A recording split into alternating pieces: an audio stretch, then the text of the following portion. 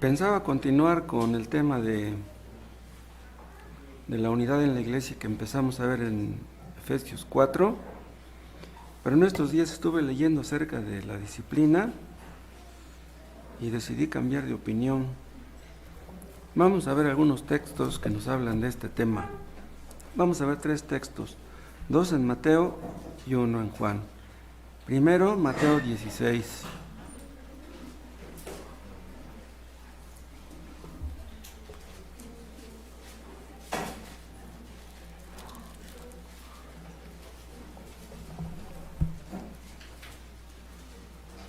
Aquí en Mateo 16, vean lo que Cristo le dice al apóstol Pedro. Yo también te digo que tú eres Pedro, y sobre esta roca edificaré mi iglesia, y las puertas del Hades no prevalecerán contra ella. De esto no vamos a hablar exactamente, pero vean lo que dice el 19. Y a ti te daré la llave del reino de los cielos, y todo lo que atares en la tierra será atado en los cielos, y todo lo que desatares en la tierra será desatado en los cielos. Estas palabras se las está diciendo Cristo al apóstol Pedro como representante, como líder de entre los apóstoles. No se lo está diciendo solamente a él, sino a todos los creyentes, a todos los pastores, a todas las iglesias cristianas a través de la historia. No vamos a ver lo de las llaves del reino de los cielos, que es un tema que vimos hace algunos años, sino de la disciplina que está implícita aquí en las últimas palabras del versículo 19. Y todo lo que atares en la tierra será atado en los cielos, y todo lo que desatares en la tierra será desatado en los cielos. Vamos a ver algo acerca de esto, pero antes vean también en Mateo 18, en el versículo 15.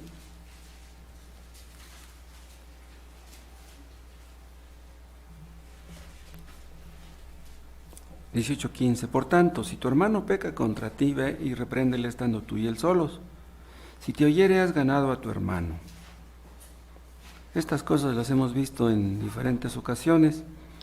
Mas si no te oyere, toma aún contigo a 1 o 2, para que en boca de 2 o 3 testigos conste toda palabra. Si no los oyere a ellos, dilo a la iglesia. Y si no oyere a la iglesia, tenle por gentil y publicano. Aquí habla también de la disciplina. O sea que si este hermano no quiere reconciliarse, no reconoce su pecado, no pide perdón, si no hiere ni al que le está hablando, ni tampoco a la iglesia, dice, tenle por gentil y publicano. Quiere decir, tenle como si fuera un inconverso. ¿Sí? Eso es ser quitado de la membresía. Y eso de atar y desatar está otra vez en el 18. De cierto os digo que todo lo que atéis en la tierra será atado en el cielo, y todo lo que desatéis en la tierra será desatado en el cielo.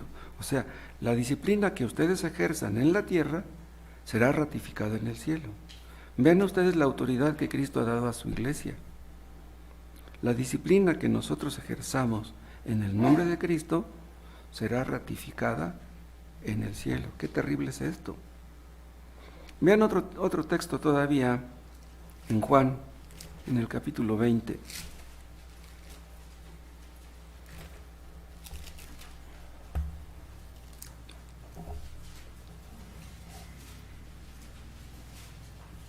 Aquí está hablando también Cristo, pero ya después de que resucitó, se les aparece a los discípulos que están reunidos y les dice en el 20:21. Entonces Jesús les dijo otra vez, vean, noten ustedes que aquí no le está diciendo esto a Pedro, sino a todos los apóstoles que estaban ahí. Paz a vosotros, como me envió el Padre, así también yo os envío. Y habiendo dicho esto, sopló y les dijo, recibid el Espíritu Santo. Pero vean lo que les dice en el 23, a quienes remitiereis los pecados, les son remitidos, y a quienes se los retuviereis, les son retenidos. Esto es lo mismo que atar y desatar, aunque dicho con otras palabras, pero es lo mismo. Aquí, repito, no se lo dice a Pedro, se los dice a todos los apóstoles. Y en general, a todos los creyentes, a todos los pastores, a través de la historia. A quienes remitiereis los pecados, les son remitidos. Y a quienes se los retuviereis, les son remitidos. Atar es restringir a los miembros de la iglesia todos sus derechos y prerrogativas. Y desatar es liberar o libertad. Cuando dice Cristo que si un miembro de la iglesia se niega a arrepentirse, a reconocer su pecado y arrepentirse, debemos tenerlo por étnico y publicano, quiere decir que debemos quitarlo de la membresía, verlo como si fuera un inconverso, tratarlo como si fuera un inconverso. Cristo dio autoridad a su iglesia para ejercer disciplina. Pero ¿saben una cosa?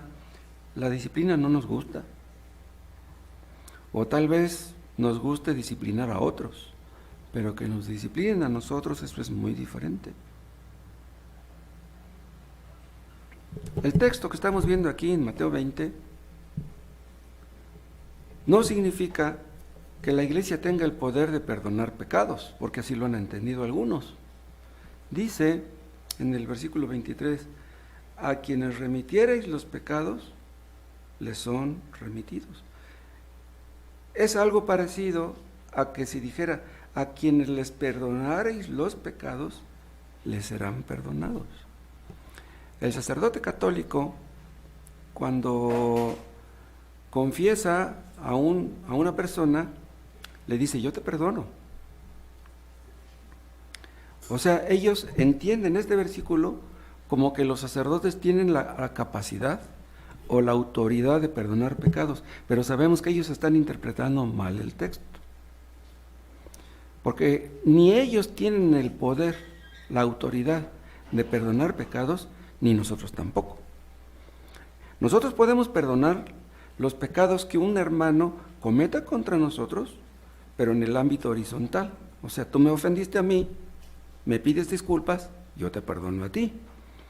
Pero en el asunto de que tú ofendiste a Dios, al ofenderme a mí, ¿sí?, estabas ofendiendo también a Dios, entonces tú tienes que pedirle perdón a Dios. Si me pides perdón a mí, yo te perdono, pero no basta con que tú me pidas perdón a mí, tienes que pedirle perdón a Dios. Si no le pides perdón a Dios, ¿de qué serviría que yo te perdonara? No, tienes que pedir perdón de Dios primero. Remitir los pecados es lo mismo que desatar, y retener los pecados es lo mismo que atar. En los textos que leímos de Mateo, Cristo se dirige al apóstol Pedro, pero aquí en Juan se dirige a todos los apóstoles. Todo este asunto de la disciplina, estos tres textos y otros más que no leímos, significan que no podemos permitir que los miembros de la iglesia vivan como si fueran inconversos. Una persona que se bautiza se compromete a andar en obediencia delante de Dios. Ya no puede ser lo que era antes. Dices que eres cristiano, ya pediste el bautizo, ya fuiste bautizado, ya no puedes ser como eras antes. Dios nos muestra en un montón de textos lo contaminante, lo pecante o lo pecaminoso o lo destructivo que es el pecado. Dios aborrece el pecado y nosotros debiéramos hacer lo mismo. El pecado contamina todo lo que toca. Es visto, por ejemplo, es comparado con la levadura. Una poca de levadura que tú le echas a la masa, una poquita contamina toda. No vayan ustedes a pensar que nada más contamina una parte porque es poquita la levadura. No, por poquita que sea la levadura, lo contamina y esa contaminación va creciendo y toda la masa queda contaminada. Así es el pecado. El pecado que afecta a un cristiano afecta a todos. Y es por eso que Dios quiere que ejerzamos la disciplina para que el pecado no nos contamine a todos, porque terminará destruyéndonos a todos. Los que nos bautizamos en esta iglesia, nos comprometimos, acuérdense, a vivir conforme a los lineamientos de la palabra de Dios. Aquí no se trata de que tú tienes que hacer lo que diga el pastor, o lo que diga el diácono, o lo que diga X hermano. No, todos los que estamos aquí, estamos comprometidos a vivir de acuerdo a lo que dice este santo libro. Ahora, esta solemne cartilla no puede ser cumplida con las simples fuerzas humanas. Sin la ayuda de Dios, ¿quién puede obedecer lo que está aquí escrito? Todos tenemos la obligación de hacerlo, de obedecer, pero necesitamos la gracia, la ayuda de Dios. Pero con la ayuda de Dios podemos. Ven, los judíos del Antiguo Testamento se comprometían, pero nosotros sabemos que no podían. Dios quería que vieran que no podían, pero nosotros, los miembros de esta iglesia, se supone que tenemos el Espíritu Santo, que nos da el querer y el hacer, nos da el querer obedecer y la capacidad para obedecer. Entonces, no podemos decir que no se puede. Entonces, somos una iglesia cristiana y debemos hacer lo que dicen estos versículos, debemos ejercer la disciplina cristiana. Pero si es algo claramente bíblico, ¿a qué se debe que hay muchas iglesias que no practican la disciplina? Escuchen, a través de la historia, las iglesias verdaderas han concordado en este punto. Una iglesia cristiana verdadera tiene que practicar la disciplina. Y una iglesia que dice que es cristiana y no la practica, no es una iglesia cristiana. Así de simple, así de tremendo es el asunto. Si nosotros, que decimos ser cristianos, pero queremos vivir como nos plazca, no queremos sujetarnos a lo que nos diga la iglesia, o más bien a lo que nos dice la palabra de Dios, no tenemos derecho a decir que somos cristianos. Hay muchas iglesias hoy que dicen ser cristianas que han caído en el relativismo. Este tema del relativismo lo vimos también hace algunos años. ¿Qué cosa es el relativismo? Es la idea de que la verdad absoluta no existe. Lo que tú dices es verdad para ti, pero para mí no. Y también en el aspecto de la moral, porque la doctrina pues, está relacionada con la moral. Tú dices que eso es bueno para ti, pero el hecho de que sea bueno para ti no quiere decir que lo sea para mí. Si algo es malo para ti, bueno, pues no lo hagas. Pero lo que tú dices que es malo para ti, no me quieres decir que también es malo para mí. Ese es el relativismo. Pero vean, la palabra de Dios nos dice qué es bueno y qué es malo. Y de eso no vamos a discutir. Si tú dices que eres cristiano, aceptarás lo que Dios dice que es malo, como malo. Dios ha dicho lo que es verdad, lo que es mentira, lo que es bueno y lo que es malo. Y si somos cristianos verdaderos, pues debemos sujetarnos a lo que la Biblia dice respecto de eso. Esto no lo inventamos nosotros, ni lo vamos a interpretar a nuestra manera. A través de la historia, las iglesias cristianas han practicado la disciplina. Yo les dije de esta característica, les voy a decir tres características de una iglesia cristiana verdadera. En primer lugar, orden. En segundo lugar, adoración verdadera. Y en tercer lugar, disciplina. En el aspecto del orden, el punto número 1, quiere decir que nadie puede hacer las cosas aquí a su manera. Debemos guardar el orden establecido por la palabra de Dios. Y en el segundo punto, Dios ha dicho cómo debe ser adorado. No lo vamos a adorar como a nosotros se nos parezca simpático, o chistoso, o conveniente, o atractivo para el mundo. Vamos a adorar a Dios como Dios dice en su palabra. Algunos quieren adorarle con rock cristiano, cumbias cristianas, con teatro cristiano, pero eso no es bíblico. Entonces los que hacen esas cosas están perdidos. Ni siquiera con aplausos. No vamos a adorar a Dios como dicen algunos, que vamos a darle un aplauso a Cristo. Eso no es bíblico. Debemos adorarlo en espíritu y en verdad, apegados a lo que está escrito, quiere decir en verdad, y espiritualmente, no carnalmente, así como Dios dice. Y si no hacemos eso, no somos una iglesia verdadera. Y sin disciplina, una iglesia se desbalaga, una iglesia se corrompe y se desbalaga. Sería una iglesia llena de anarquistas. ¿Qué es un anarquista? Pues un hombre que hace lo que quiere.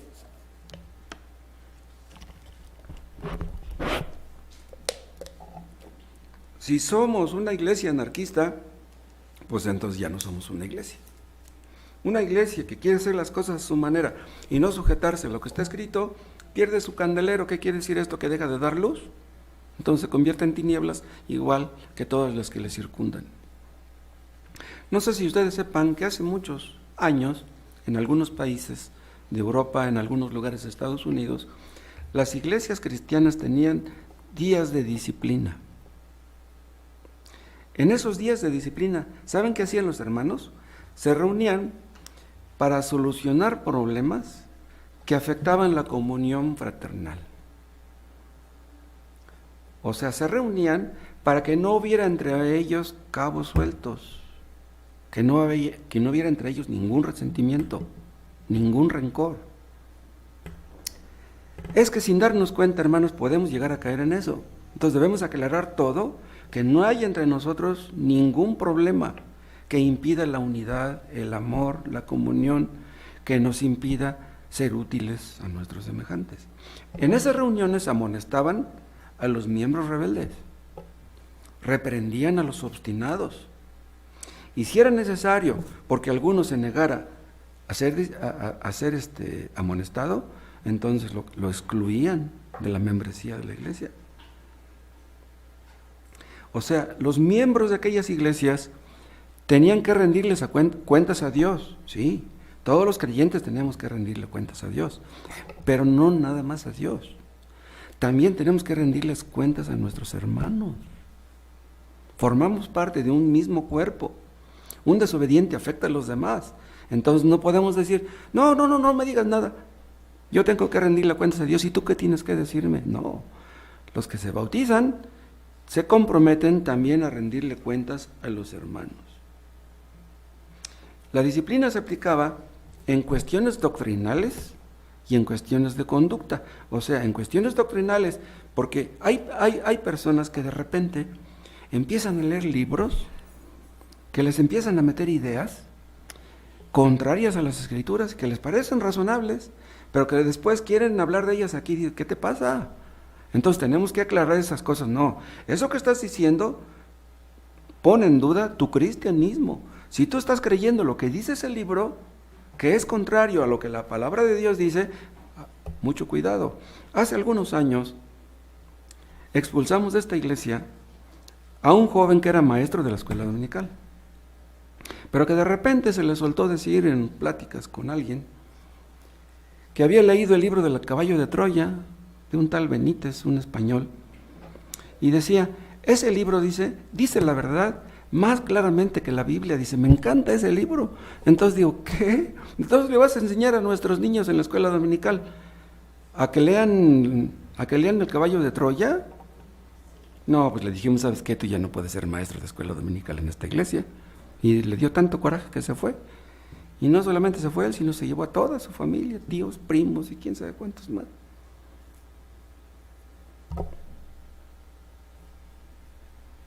Entonces, él tenía que rendirle cuentas a la iglesia, pero él pensaba que no. Supongamos que un marido que dice ser cristiano le pega a su mujer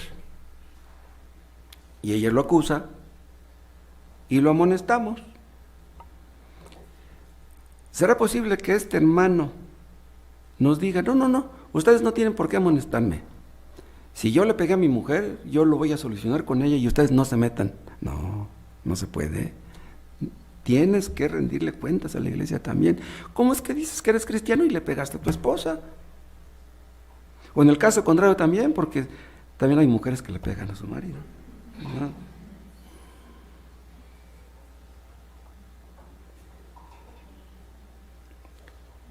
Los puritanos consideraban que los miembros de la iglesia estaban bajo la autoridad de la congregación y que eran responsables unos respecto de otros. Acuérdense que los que se bautizan en esta iglesia firman un pacto, un compromiso.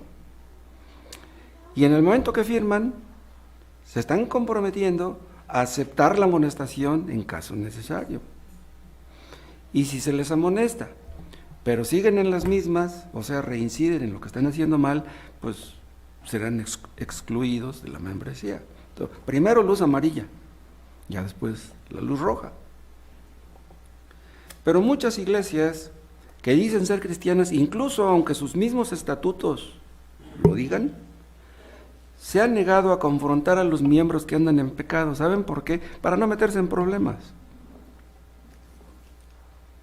Porque piensan, si amonestamos a ese hermano que anda mal, a lo mejor se va de la iglesia, a lo mejor se va al mundo, o a lo mejor nos deja de dar su ofrenda. O sea, les importa a algunos el dinero nada más y no el alma de esa persona. No los disciplinan porque supuestamente se van a ir al mundo. Pero una persona que actúa de esa manera está en el mundo. No merece ser llamada cristiana. Es lo que pasa con muchos padres que se niegan a disciplinar a sus hijos. Dicen, no voy a disciplinar a mi hijo, aunque sea rebelde, aunque sea desobediente, porque si lo hago me va a guardar rencor, me voy a meter en problemas con él, o si le prohíbo a mi hijo que llegue anoche, pues se va a ir de la casa. Entonces, para no meterse en problemas con los hijos, no los amonestan y los dejan que hagan lo que quieran. Pero eso no es correcto, eso es antibíblico. Si un pastor anda mal, no se va a animar fácilmente a amonestar a un hermano que anda mal, porque va a decir, no, si yo amonesto a este hermano que anda mal, pues me va a sacar mis trapos al sol, pues mejor me quedo callado y no le digo nada. Y así, pues una iglesia deja de ser una iglesia, ya no es una iglesia cristiana. Hay iglesias que para no perder la membresía de sus miembros, o para no meterse en problemas con la gente o con el gobierno, ya no denuncian el homosexualismo o el lesbianismo. Pero estos son pecados que la Biblia condena claramente. Entonces, si la Biblia lo hace, pues tenemos que hacerlo nosotros. Hay iglesias que permiten el divorcio en sus miembros, y no solamente que lo permiten, hasta lo promueven, que dicen que el divorcio es bueno. Bueno, pues sí, este hermano no se puede llevar bien con esa hermana, si ya se agotaron todos los recursos, no, pues entonces que se divorcien. No, entre cristianos no puede haber divorcios. Solamente se permite el divorcio, y ya saben ustedes en qué casos. Menos no se puede permitir. Hay pastores en Estados Unidos que ven el divorcio como parte de los derechos humanos. O sea, dicen, ¿cómo le voy a prohibir a los miembros de esta iglesia que se divorcien? Se van a ir, se van a quejar ante derechos humanos y van a venir y nos van a clausurar la iglesia. ¿Cómo no tengo derecho de divorciarme? A ver, explícame por qué no tengo derecho. Hace muchos años expulsamos de esta iglesia a un hombre que ya tenía mucho tiempo de andar en adulterio.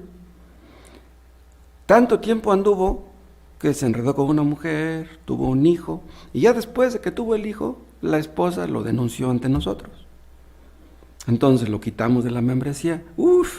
Se enojó con nosotros y se enojó con su esposa y le dijo, ¿por qué me acusaste delante de la iglesia? Dice, esto debimos haberlo arreglado entre tú y yo. ¿Se podía arreglar un problema de ese tamaño que ya había llegado hasta ese punto? Pues era imposible, y hasta la fecha nunca se solucionó. Entonces, estos problemas deben de tratarse en el momento apropiado para evitar que cundan. Entonces, la disciplina es necesaria. Las iglesias de hoy toleran el pecado fuera de las iglesias, pero incluso dentro de las mismas. ¿Y saben qué? Eso atrae la ira de Dios. Eso se ve en el Antiguo Testamento y se ve también en el Nuevo. Son iglesias que no ven el pecado con seriedad.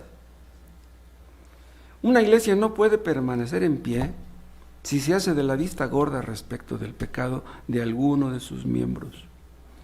Hay iglesias que se preocupan por hacer lo que es conveniente, pero no por hacer lo que es correcto, no por hacer lo que es bíblico. O sea, ponen sus ojos en el que dirán, ponen sus ojos en los hombres, pero no ponen sus ojos en lo que dice la palabra. Es posible que haya habido iglesias donde se les pasó la mano al disciplinar a un miembro. Pero es más fácil que el asunto vaya al otro extremo, que un pecado se minimice. Como en el caso de padres que les pegaban muy duro a sus hijos. Hay padres que a sus primeros hijos les pegaban pero bien duro, eran bien duros con sus primeros hijos. Pero ya después, con los últimos hijos, van al otro extremo. Ya no les pegan y les dejan que hagan lo que quieran. Tan malo es una cosa como la otra. Y si es malo ser muy duros con los hijos, tal vez sea más malo ser muy permisivo con los hijos. Tal vez si tú le pegaste muy duro a un hijo, con el tiempo deje de guardarte rencor. Pero si le permites a tu hijo que haga lo que quiera, lo estás destruyendo y eso ya no se te va a perdonar. ¿Será posible que un padre permita que un hijo de 15 años, 16 años, llegue a las 2, 3 de la mañana y no le digan nada? ¿O que lleguen oliendo a cigarro o a cerveza y no le digan nada? Muchos piensan que la disciplina es contraria al amor. Pero un padre ama a un hijo. Si lo ve que llega a esas horas de la mañana y no le dice nada, ¿lo ama? Eso no es amor. Si amamos a nuestros hijos, debemos confrontarlos. Y si amamos a nuestros hermanos, debemos confrontarlos cuando estén haciendo algo indebido. Dice un proverbio, fieles son las heridas del que ama. Si yo te amo, te voy a herir, te voy a lastimar, pero te voy a lastimar, amor, no porque te odie, sino porque te amo. Te digo la verdad porque te amo.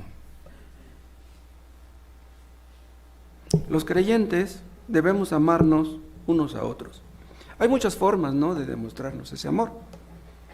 Y la disciplina es una de ellas.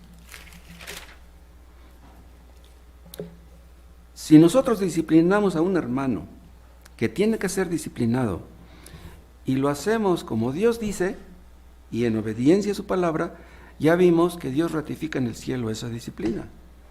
Todo lo que atéis en la tierra será atado en el cielo.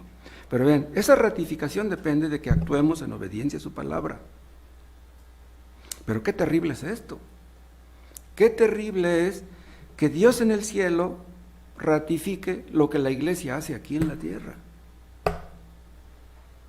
Les conté de un hombre que lo quitamos de la lista de la membresía de esta iglesia y cuando se lo informamos me dijo, dice, ¿qué me importa con que me quiten de su lista? Dice, con que Dios no me quite de la suya, con eso basta. Eso dijo. Pero estas palabras, que todo lo que atemos en la tierra será atado en el cielo, eso no hace que seamos una iglesia infalible al disciplinar a un hermano. Dios no es cómplice de nuestros errores. O sea que si se nos pasa la mano, entonces Dios no va a ser nuestro cómplice ni va a ratificar esa disciplina. La disciplina tiene en primer lugar el propósito de glorificar a Dios, pero si se nos pasa la mano, entonces ya no estamos glorificando a Dios. Dios es glorificado cuando hacemos las cosas como Él dice, cuando ya no nos preocupamos por nuestros propios intereses, sino en los de Él. La disciplina tiene el propósito de glorificar a Dios, pero también de restaurar a los ofensores. Cuando amonestamos a un hermano que anda fuera de orden, buscamos la gloria de Dios y restaurar a ese hermano. Pero si la amonestación no da resultado, entonces vendrá la excomunión o excomulgación. Ahora, si quitamos de la membresía a un hermano, si lo excomulgamos o lo expulsamos, que son sinónimos, Eso no garantiza que esa persona va a ser restaurada. Pero si ha de ser restaurada, será a través de la disciplina. Tenemos que hacerlo. Porque si lo disciplinamos, si lo quitamos de la membresía, a lo mejor se endurece. Y a lo mejor termina apostatando. Pero eso ya no será nuestra culpa. Nosotros hicimos nuestra parte y si a él no le aprovechó, ¿qué podemos hacer? Pero si nosotros hacemos lo que Dios dice que tenemos que hacer, está la esperanza de que el excomulgado sea restaurado, que reconozca su pecado y sea guiado al arrepentimiento verdadero. Eso es lo que queremos. Además, otra cosa, quitamos de la membresía a una persona que se niega a arrepentirse y es así que mantenemos la pureza de la iglesia. Y vamos a evitar la profanación de la cena del Señor, porque esa persona ya no podrá tomar la cena del Señor. Ahora, si lo hacemos para mantener la pureza de la iglesia, ¿quiere decir que existe una iglesia perfecta? No, no existe. Pero díganme, ¿no debiera ser este nuestro deseo? ¿No debiera ser ese nuestro anhelo de hacer las cosas tal y como Dios ha dicho? Tenemos que mantener la pureza de la iglesia según nuestro conocimiento, según nuestro poder, según nuestro conocimiento, porque pudiera haber ciertas cosas que ignoramos. Pero no debiéramos ser una iglesia ignorante, porque si ignoramos algo, pues que Dios nos ilumine para corregir todo lo que sea deficiente en este aspecto y en cualquier otro. Nosotros entendemos que una falsa doctrina es contaminante. Una mala conducta es contaminante. No podemos tolerarlas. Si ustedes tienen un hijo, digamos que tienen 3 hijos, uno de 13, otro de 10, otro de 7. Si ustedes permiten que el mayor haga lo que quiera, tendrán que permitírselo después al mediano y después al más chico. No hay de otra, porque tu mismo hijo te va a decir, por cómo a él sí se lo permitiste y a mí no. Entonces ven ustedes cómo las malas actitudes son contaminantes, afectan a todos. La disciplina tiene el propósito también de vindicar el nombre de Cristo, el honor de Cristo. ¿Saben qué va a pasar si nos negamos a ejercer la disciplina? Podemos esperar el respeto del mundo, se van a burlar de nosotros. Hay inconversos que les pegan a sus hijos en la calle, pero bien feo. Yo no haría eso. Si voy a disciplinar a mi hijo, pues en la casa, pues porque en la calle pegarles delante de la gente, pues es vergonzoso para el niño. Si el niño merece disciplina, espérate y habla con él y en la casa lo haces. Hay inconversos que disciplinan a sus hijos y que tienen hijos que andan derechitos. Son inconversos, pero tienen hijos respetuosos, trabajadores, disciplinados, honrados. ¿Por qué? Porque los padres los disciplinan. Hay padres católicos que disciplinan a sus hijos y que tienen buenos muchachitos. No muchos, porque hay hijos que olvídense. Pero si nosotros permitimos que la gente haga lo que quiera, pues la gente se va a burlar de nosotros. Es más, los mismos hermanos de la iglesia no podrán confiar en nosotros porque somos demasiado permisivos. La disciplina tiene diferentes propósitos. Otro de ellos es disuadir a los demás de pecar.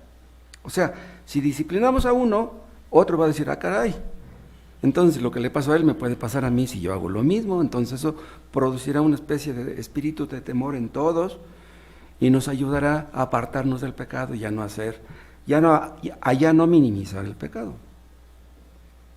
En el Antiguo Testamento, los hijos contumaces y rebeldes, busquen esas palabritas en la concordancia, los hijos contumaces y rebeldes tenían que ser apedreados. ¿Qué quiere decir contumaces? Contumaces y glotones y borrachos. Un hijo contumaz es un hijo al que ya se le ha dicho, no hagas esto, y él lo hace porque lo quiere hacer y lo quiere hacer. ¿Qué dice? Lo llevan ante el juez, mátenlo. ¿Qué dirían los demás hijos? Si a ese muchacho lo mataron, me pueden matar también a mí. No, pues de aquí en adelante voy a obedecer a mis papás. Imagínense que todavía existiera eso.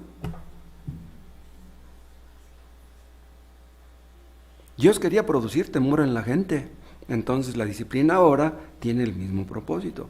Y también evitar que Dios se ponga en contra nuestra, porque si no lo hacemos, estamos desobedeciendo, entonces Dios se pondrá en contra de todos. Vean, si no disciplinamos a un hermano que anda mal, él estará contento, se va a poner a favor de nuestro porque pues, no lo estamos disciplinando. Pero ¿de qué sirve que él esté a favor nuestro si Dios está en contra nuestra? Ay de nosotros si Dios se pone en contra nuestra. El asunto es que debemos buscar que Dios esté contento con nosotros. Y si amonestamos a un hermano o lo excomulgamos y se enoja, bueno, pues vaya él a ver cómo reacciona. Otra cosa, al quitar de la membresía a un hermano, se trata, repito, de restaurarlo. Vean, no se trata de exhibirlo, ni de avergonzarlo, ni de humillarlo, ni de balconearlo. No se trata de eso. Hay una película que se llama La Letra Escarlata. Habla de cómo en ciertos lugares a las adúlteras, a las que eran sorprendidas en adulterio, les ponían una A roja. Entonces, esa pintura roja decía, ay, miren, ahí va una adúltera. No se trata de disciplinar a un miembro y avergonzarlo de esa manera.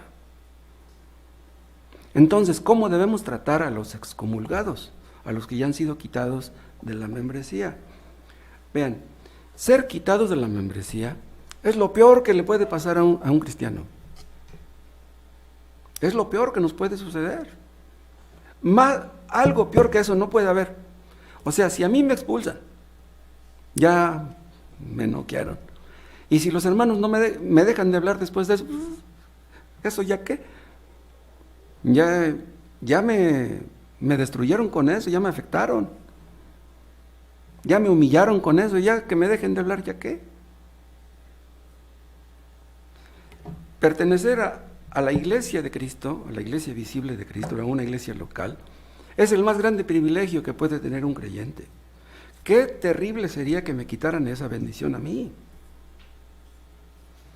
Quitar a una persona de la membresía es el castigo más severo que se le puede dar a un miembro de la misma. Es entregarlo a Satanás. O sea, ¿tú decías que eras hijo de Dios? Bueno, eso decías. Has actuado como si fueras un hijo del diablo. Órale, vete para allá. Qué horror que me dijeran eso a mí. Un hombre que es quitado de la membresía es entregado a Satanás. Entonces, a partir de ese momento, deja de ser objeto del amor del pueblo de Dios. O sea, ya no lo amamos como a un hermano. Ahora, eso no quiere decir que lo vamos a dejar de amar en todos los sentidos. ¿Por qué? Porque Cristo dice que debemos amar incluso a nuestros enemigos. Entonces, aunque ya lo echamos de la membresía, en un sentido lo seguimos amando. Ya no como un hermano, pero de todos modos lo seguimos amando. El excomulgado ya no tiene el amor fraternal de los hermanos. Ya no lo vamos a invitar a comer con nosotros. Ya no lo vamos a invitar a echar una cascarita ahí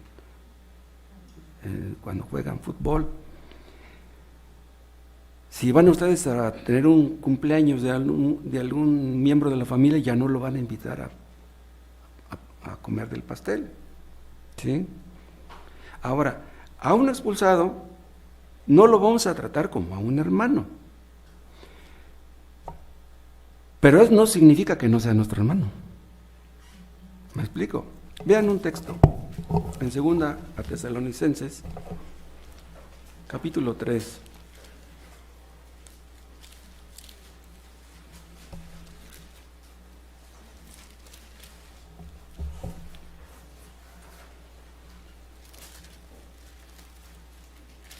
Segunda epístola a los Tesalonicenses 3, 14. Si alguno no obedece a lo que decimos por medio de esta carta, a este señaladlo y no os juntéis con él para que se avergüence. Vean, esta es una medida preventiva. Esto no quiere decir expulsar a la persona, ¿sí? No os juntéis con él para que se avergüence, dice. mas no lo tengáis por enemigo, sino amonestadle como hermano. Sí, anda mal. Sí, está actuando como un miembro rebelde. ¿Sí? Pero dice, señalarlo, dice, sino amonestadle como hermano. O sea, tienes que, aunque esté actuando como si no fuera tu hermano, de todos modos amonéstale como hermano. O sea, como si lo fuera, aunque no lo sea. ¿Sí? No que lo sea exactamente, porque a lo mejor ni lo es. O sea, debemos tratar a un expulsado como si fuera un inconverso. ¿Ustedes no saludan a un inconverso? Si ustedes tienen un vecino drogadicto, adúltero, ratero, ¿no lo saludan? Pues claro que sí, buenos días. Pues entonces saluden también a un expulsado. ¿Está actuando como un inconverso? Pues salúdenle. ¿Cuál es el problema con saludarle? Si ustedes tienen un vecino, o si aquí enfrente vive un hombre que tiene 3 mujeres, y un día de repente entra aquí, ¿le vamos a decir, no, tú no puedes entrar porque eres un adúltero? No, puede entrar, ¿por qué no?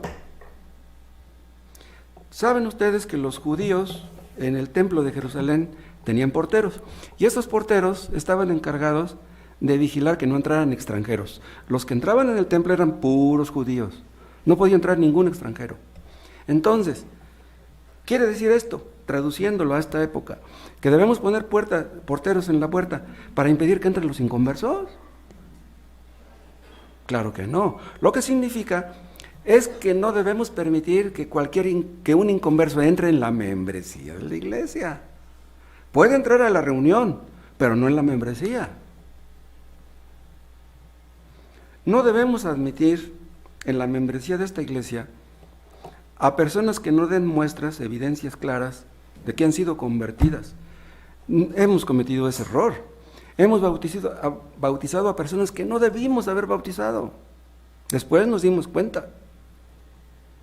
O sea, no nos cercioramos, no investigamos a fondo si eran convertidas verdaderamente. Pero debiéramos hacer todo lo posible por tener una membresía regenerada.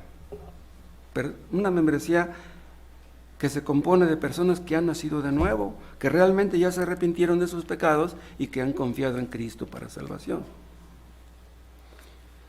Es un honor pertenecer al cuerpo de Cristo, a la iglesia de Cristo. Una persona que peca y que peca y que peca, renuncia a ese honor. Entonces, una persona que es quitada de la membresía, ya no la podemos honrar, ni la podemos respetar como a los demás hermanos, ya no podemos.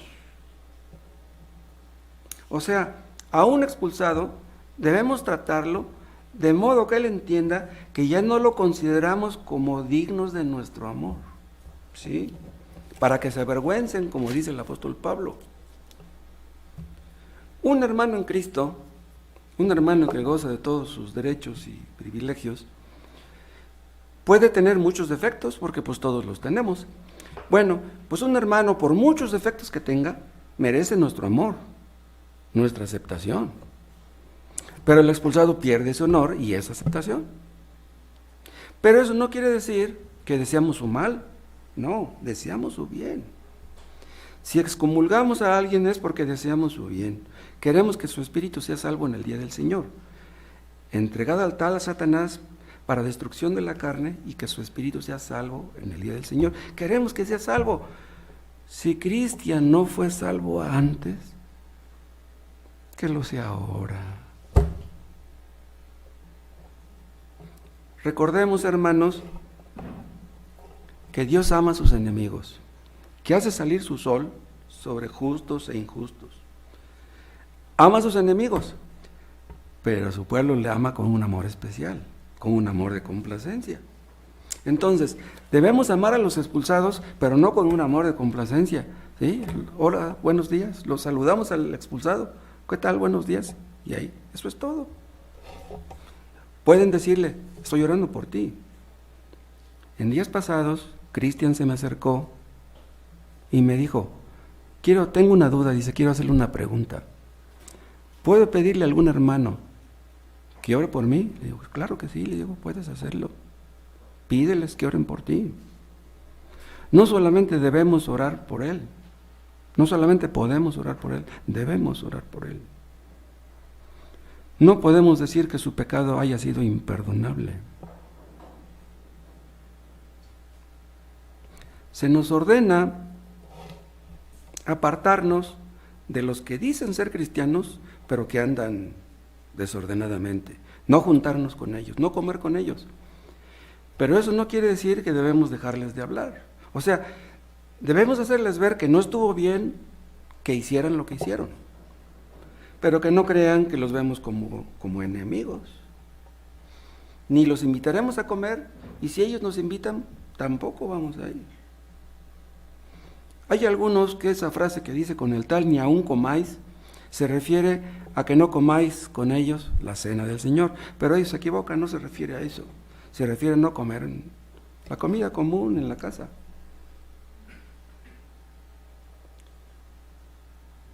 Vimos el texto de Tesalonicenses que dice que debemos amonestarle como a hermano. Ahora vean, si vamos a amonestar a uno que ha sido expulsado, ¿cómo lo vamos a amonestar si le dejamos de hablar? No, tenemos que hablarles, tenemos que amonestarles. Ahora, vean, si tenemos que amonestar a uno que ha sido expulsado, noten ustedes que esto no lo hacemos con un inconverso. A un inconverso no lo amonestamos, no amonestamos a los de afuera, amonestamos a los de adentro. Ahora, si lo amonestamos, quiere decir que aún tenemos la esperanza de que un día se convierta verdaderamente.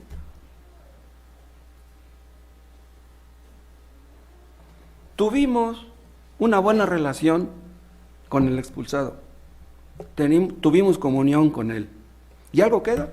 Donde fuego hubo, pues cenizas quedan. Amonestamos a estos hermanos con palabras, no con nuestro silencio. Pero ellos tienen que entender que ya no los amamos como antes, de la misma manera. Ya no los reconocemos como uno de nosotros. Pero si ustedes le dicen al expulsado, estoy llorando porque Dios te salve, está bien.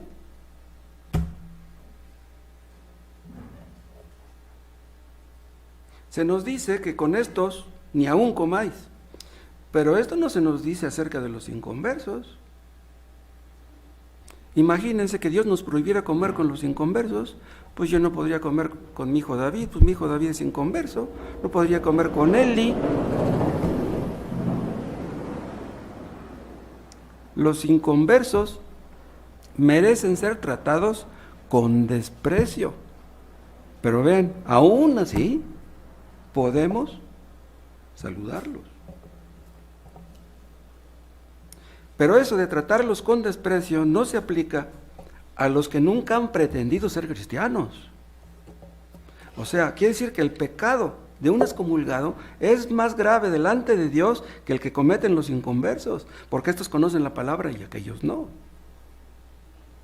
Pero despreciar a estas personas que les digo no quiere decir que dejemos de orar por ellas. Juan dice, vean, 1 de Juan 5, que no debemos orar por personas que cometen pecado de muerte. 1 de Juan 5.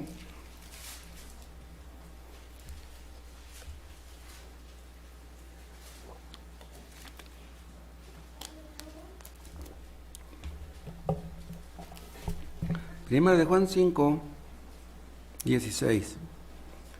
Si alguno viera a su hermano cometer pecado que no sea de muerte, pedirá en oración y Dios le dará vida. Esto es para los que cometen pecado que no sea de muerte. Hay pecado de muerte por el cual yo no digo que se pida. ¿Cuál es el pecado de muerte? ¿Cuál es el pecado por el cual ya no debemos pedir a Dios que perdone a esas personas? La mayoría de los comentaristas se ponen de acuerdo que el pecado de muerte es la apostasía. La apostasía doctrinal, renunciar a la gracia, renunciar a Cristo, negar el Evangelio. Por esas personas ya no debemos orar. Si ustedes conocen un testigo de Jehová, a un judaizante moderno, Y ustedes le hablan de la salvación por gracia y se pone al brinco y rechaza eso, por esos tipos ni oren. Por los falsos maestros que conocen la verdad, que ya la sopesaron, que dijeron haber creído y que renunciaron a ella, por eso ya no hay que orar.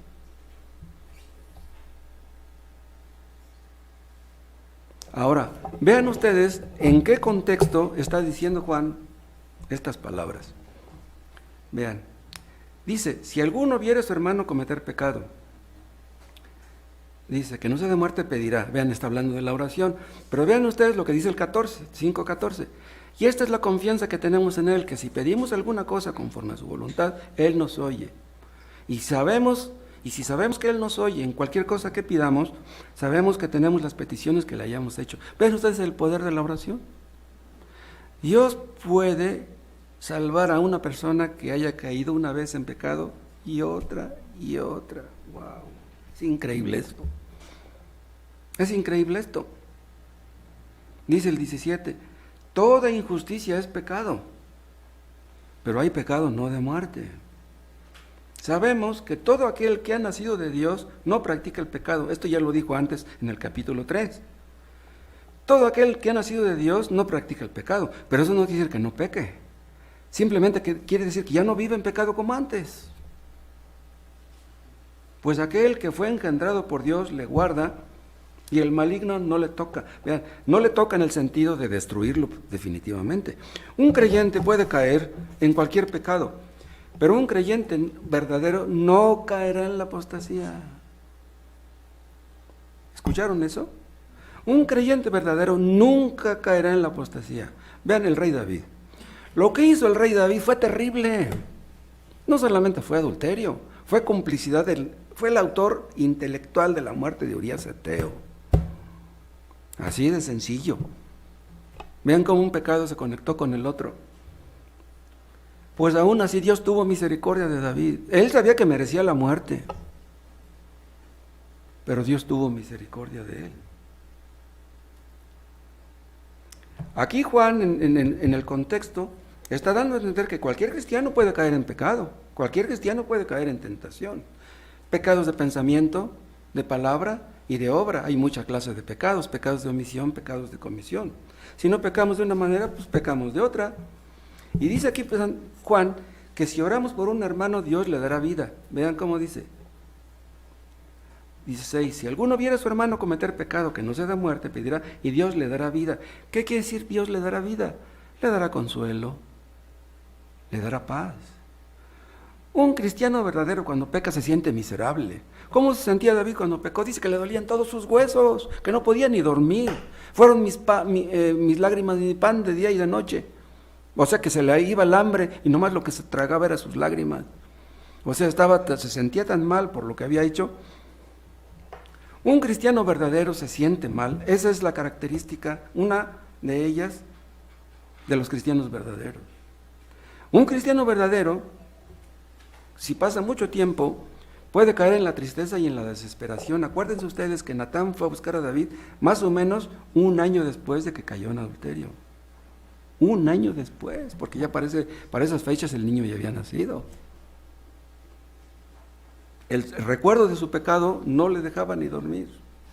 Una persona que esté en esa condición puede hundirse cada vez más y caer en la desesperación y terminar sintiendo que se vuelve loco.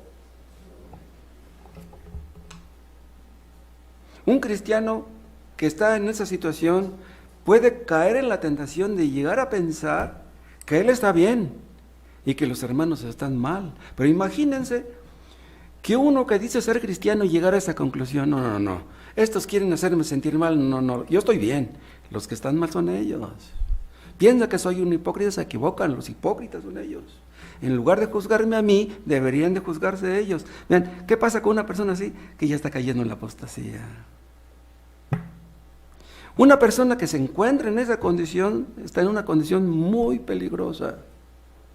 Dice John Hill fue pastor antes de Spurgeon ahí en Londres, dice, el pecado de muerte es el pecado contra el Espíritu Santo, es pecar insolentemente, no de forma práctica sino doctrinal, negando la verdad del Evangelio de Cristo. Y vean lo que dice Juan Calvino: este pecado de muerte no es una caída parcial o una transgresión de un mandamiento concreto, sino apostasía, por la cual los hombres se alienan de Cristo, o sea, se alejan, se apartan y se entregan a Satanás. No hemos de concluir que cualquier creyente profesante haya apostatado. El amor debiera hacernos creer lo mejor acerca de él, pero si uno se ha apartado, vean, si uno se ha apartado definitivamente, no contendamos con la justicia de Dios o buscamos ser más misericordiosos que Él. Hay algunos que creen que hasta el diablo pudiera ser perdonado, o sea, son personas más misericordiosas que Dios. Hay algunos que dicen que aún por Satanás deberíamos orar. Toda injusticia es pecado. Toda injusticia se comete en contra de Dios y merece la muerte. Pero dice Juan que no toda injusticia merece la muerte. ¿Pero por qué? No toda injusticia conduce a la muerte. ¿Saben por qué? En primer lugar, por la gracia de Dios. En segundo lugar, porque la sangre de Cristo es la que nos justifica. No es nuestro arrepentimiento, es la sangre de Cristo. Por la sangre de Cristo somos perdonados gratuitamente. ¿Qué hicimos para ser perdonados? Y en tercer lugar, debido a la misericordia de Dios. Los pecados de David, de Pedro, de Jacob, de Abraham, de Lot, no fueron pecados de muerte. Ustedes saben el pecado de Lot, el pecado de Noé. Ellos gozaron de arrepentimiento para vida, y recibieron mayor gracia. Un cristiano verdadero puede creer que ha cometido pecado de muerte. Eso puede llegar a creer y puede caer en la desesperación. Y es por eso que Juan dice aquí que hay pecado que no es de muerte. Una persona que ha nacido de nuevo por la gracia de Dios no puede cometer pecado de muerte. ¿Por qué? Porque Dios lo preserva. Es lo que dice Judas. ¿Quieren ver este texto? Es muy interesante. Vean ustedes en el versículo. ¿Se acuerdan ustedes cuál es el tema central de la epístola de Judas? Es la apostasía. Está hablando de los falsos maestros, de los que entraron encubiertamente y negaron la gracia, negaron a Cristo. Esos son los apóstatas. Vean, es lo que dice el 4, porque algunos hombres han entrado encubiertamente, los que desde antes habían sido destinados para esta condenación, hombres impíos que convierten en libertinaje la gracia de nuestro Dios y niegan a Dios el único soberano y a nuestro Señor Jesucristo. Vean, por esto ya no debemos orar, por esto ya no, estos son los apóstatas. Y vean cómo los describen en el versículo 19. Estos son los que causan divisiones, los sensuales que no tienen el Espíritu. Por estos ya no debemos orar. Pero vean, después habla en el 23. A otros, salvad, arrebatándolos del fuego. Y de otros, tened misericordia con temor, aborreciendo aún la ropa contaminada por su carne. ¿Ven? O sea que si un expulsado les regala una camisa, no se la pongan. ¿Entienden? Pero dice aquí, tened misericordia con temor. Qué tremendo es este versículo. Dice, salvad arrebatándolos del fuego. O sea, son personas que parece que ya están cerquitita de las llamas del infierno. Pues de ellos aún hay que tener misericordia. Vean, a estos debemos tratar de salvarlos, no a los que están arriba, a los apóstatas.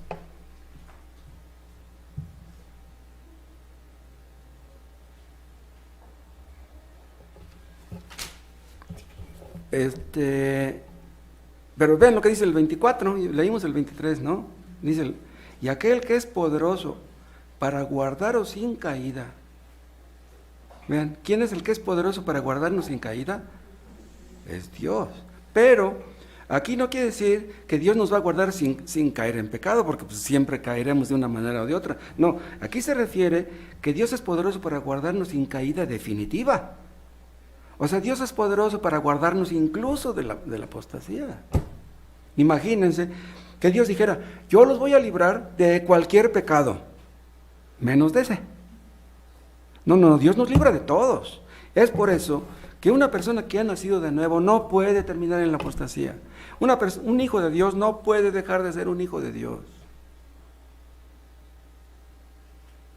Lo que hizo David, vaya, que sufrió las consecuencias, qué mal le fue, pero él no dejó de ser un hijo de Dios.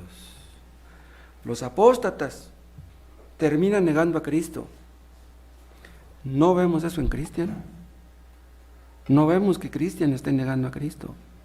Vemos cosas buenas en él. Tenemos esperanzas de él. Debemos seguir orando por él. Vean Gálatas, capítulo 5.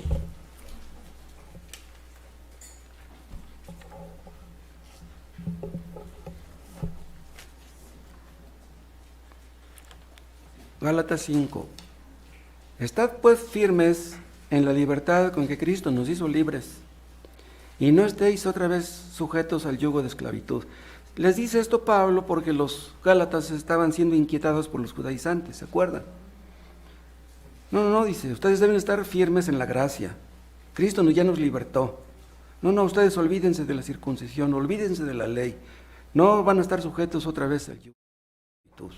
Eso es lo que hacía la ley, les imponía un yugo y nada más, no los liberaba, les ponía un yugo, una carga. He aquí, yo Pablo os digo, vean, se le dice a los gálatas, a los hermanos de Galacia, yo Pablo os digo, que si os circuncidáis, de nada os aprovechará Cristo. O sea, si ustedes les hacen caso a los judaizantes, están rechazando a Cristo entonces. Y otra vez testifico a todo hombre que se circuncida, que está obligado a guardar toda la ley. ¿Crees tú que te vas a ser salvo por circuncidarte? Órale. Si crees que por eso es la salvación, estás obligado a guardar toda la ley, ¿puedes? Puedes circuncidarte, pues cualquiera puede, pero puedes guardar toda la ley. De Cristo os desligasteis los que por la ley os justificáis, de la gracia habéis caído. ¿Puede un cristiano caer de la gracia? No puede. La gracia, pues el mismo significado, es algo que no mereces. Si Dios te dio la salvación por gracia, ¿será posible que te quite algo que te dio por gracia? No. Es por eso que el que ha sido salvado por la gracia ya no puede perder la salvación. Pero entonces, ¿por qué dice? De Cristo desligasteis los que por la ley os justificáis, de la gracia habéis caído. Ven, aquí está hablando metafóricamente o supuestamente de algo que es una posibilidad nada más, ¿sí? Si tú renuncias a Cristo, ¿sí? Renuncias a la salvación por la fe, por la gracia, y vuelves hacia atrás y te circuncidas, dice, de la gracia has caído. Pero no está diciendo que uno pueda caer de la gracia, ¿me explico? Pero esto se aplica a los judaizantes, porque los judaizantes conocieron el evangelio y no les gustó, y es por eso que le decían a los gálatas que necesitaban de la circuncisión. Ellos son los que cayeron de la gracia, conocieron la gracia, pero no les gustó. Todos aquellos que estudian en un seminario y que saben que la salvación es por gracia, pero no creen en eso y creen en la salvación por gracia, de la gracia ya cayeron. Renunciaron a la gracia, cayeron de la gracia. Pero nunca estuvieron realmente en la gracia, nunca fueron salvos. Salieron de nosotros, pero nunca fueron de nosotros. Por eso ya no hay que orar.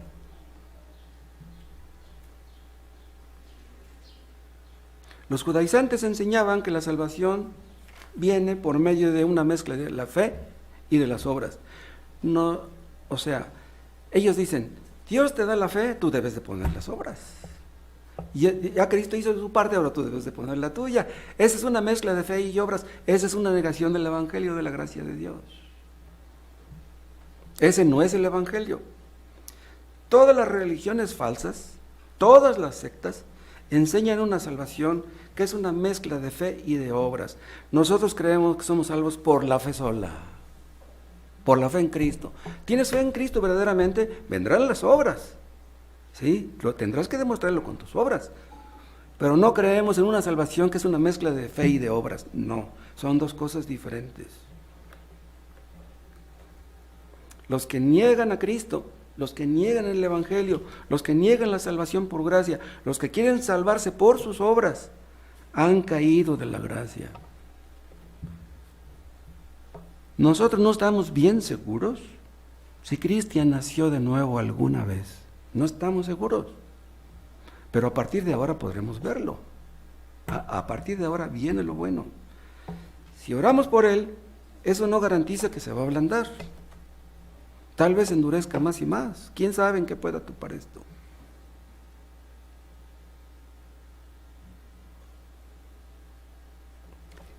Que Dios nos ayude, hermanos. Todos estamos en el mismo barco. Debemos orar unos por otros y que Dios nos sostenga con su gracia y con su misericordia para hacer lo que este santo libro dice.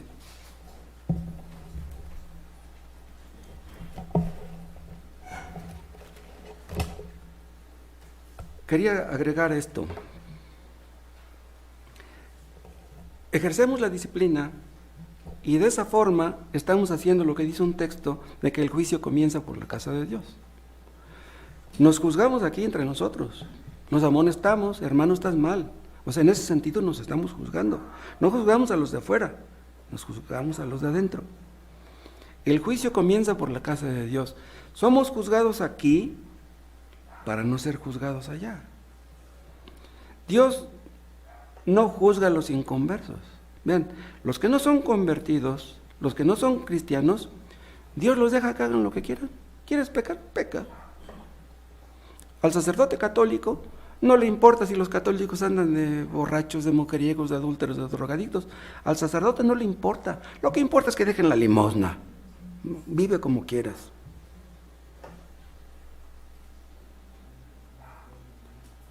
Una persona que no se compromete, que no quiere ser bautizada, dice, no, yo no quiero que me reprendan, yo no quiero que me amonesten, yo quiero vivir como yo quiera. ¿Ok? ¿No te gusta que te llamen la atención? ¿No te gusta que te juzguen? ¿Quieres vivir como quieras? Allá tú. Pero todos estaremos un día delante de Dios. Todos seremos juzgados. La disciplina no es agradable. A la carne no le agrada eso, pero tenemos que hacerlo. Gracias, Padre, por tu palabra. Gracias porque tu palabra es terrible, pero gracias porque tú eres un Dios maravilloso y bueno y misericordioso. Te pedimos que salves a Cristian, te pedimos que salves a Erika y que salves a todos los que están aquí que aún son inconversos. Tú los conoces, tú conoces su corazón, ayúdales a ver su pecado, muéstrales que están mal, muéstrales que te necesitan y ayúdales a arrepentirse. Y ayúdanos a todos a hacer tu voluntad. En el nombre de Cristo te lo pedimos. Amén.